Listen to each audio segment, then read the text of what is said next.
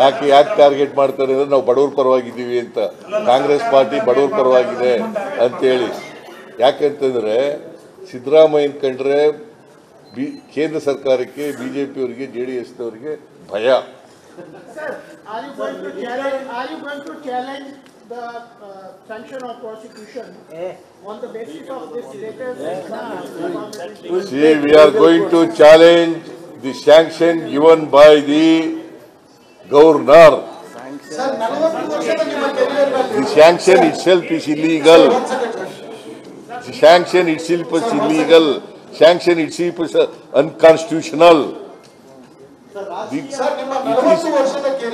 ರಾಜ್ಯಪಾಲರು ಈ ತರ ಮಾಡ್ತಾರೆ ಅಂತಕ್ಕಂಥದ್ದು ನಮಗೆ ಮೊದಲೇ ಗೊತ್ತಿತ್ತು. ಯಾಕಂತಂದ್ರೆ ಇದು ದೊಡ್ಡ ಕಾನ್ಸ್ಪಿರಸಿ ಷಡ್ಯಂತ್ರ.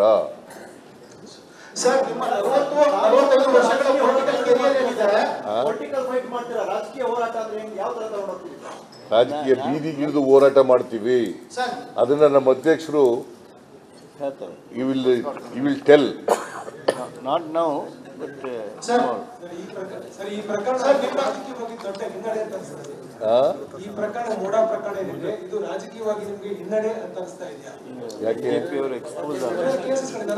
ಇದರಿಂದ ಇನ್ನೂ ನಾವು ಸ್ಟ್ರಾಂಗ್ ಆಗ್ತಾ ಇದೀವಿ. ಬಿಜೆಪಿ ಎಕ್ಸ್ಪೋಸ್ ಆಗ್ತಾ ಇದೆ, JDS ಎಕ್ಸ್ಪೋಸ್ ಆಗ್ತಾ ಇದ್ದಾರೆ.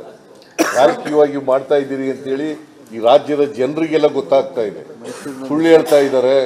ಸುಳ್ಳು ಯಾವುದೇ ಇಶ್ಯೂ ಇಲ್ಲದೆ ಹೋದ್ರು ಕೂಡ ಯಾವ ನಾನ್ ಇಶ್ಯೂನ ಇಶ್ಯೂ ಮಾಡಕ್ ಹೊರಟಿದ್ದಾರೆ.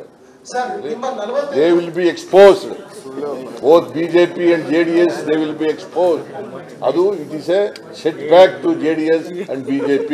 ನೀವು ನೋಡಿದ್ರಲ್ಲ ಮೈಸೂರಿನಲ್ಲಿ ಪಾದಯಾತ್ರೆ ಮಾಡಿದ್ರು, ಏನ್ ಬಹಳ ಉತ್ಸಾಹದಿಂದ ಪಾದಯಾತ್ರೆ ಮಾಡಿದ್ರು.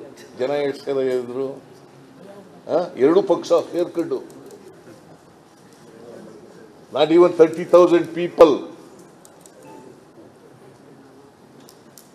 ನಾವು ಮಾಡಿದಾಗ ನಮ್ಮ ಸಮಾವೇಶಕ್ಕೆ 1.5 ಲಕ್ಷ ಜನ ಬಂದಿದ್ರು. ದಟ್ ಮೀನ್ಸ್ ಟು ಸೇ ಜನರ ಪ್ರೀತಿ, ವಿಶ್ವಾಸ, ಆಶೀರ್ವಾದ ನಮ್ಮ ಮೇಲಿದೆ ಹೊರತು ಇವ್ರ ಮೇಲೆ ಇಲ್ಲ, ಬಿಜೆಪಿ JDSನವ್ರ ಮೇಲೆ ಇಲ್ಲ. Okay, thank you. Thank you. ಆಯ್ತು.